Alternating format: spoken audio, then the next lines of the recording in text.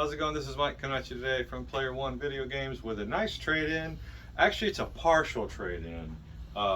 We got a lot of Genesis box stuff traded in, and Jessica has been working in the back for like weeks now, and she's dug out clutter in the corners of the shop, in the bowels of the backness, and she found all this other stuff that we've had back there forever and kind of put things together. So we have this stuff, but we also start off with this Xbox One traded in.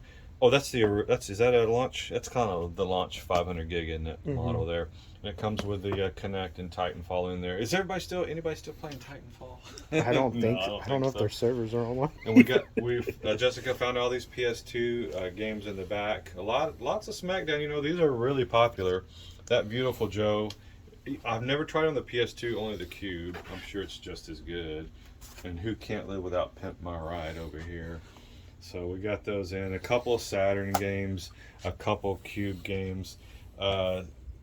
We found some more DS games in the back. Hey, and I think the Silent Hill Origins got traded in with you guys yesterday when I wasn't here.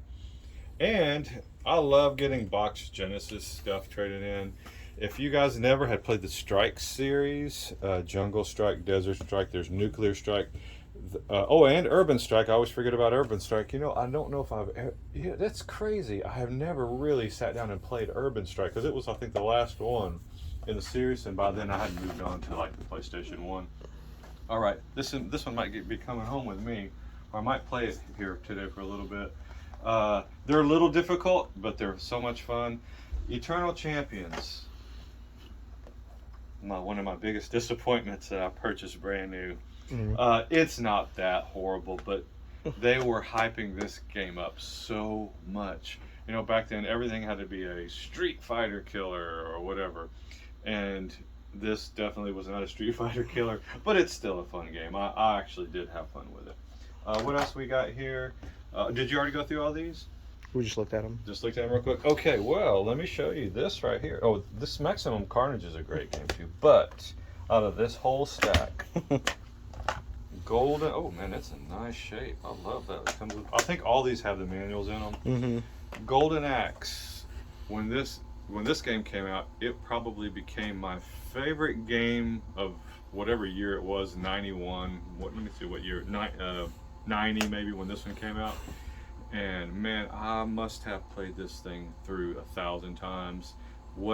It started up the screen. It was just an amazing startup screen. It just sucked you in, and the gameplay is awesome. What's funny is, he has an axe, right? But he doesn't have that in the game.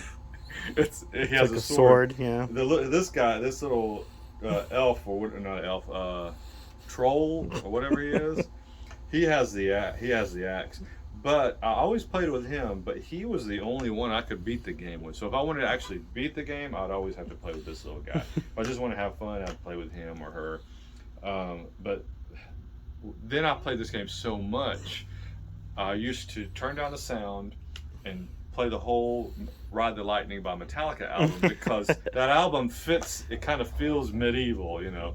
So I played that whole album while playing this game, and it matched the sound. The soundtrack to this was so perfect. But Golden Axe, still, I play it all the time.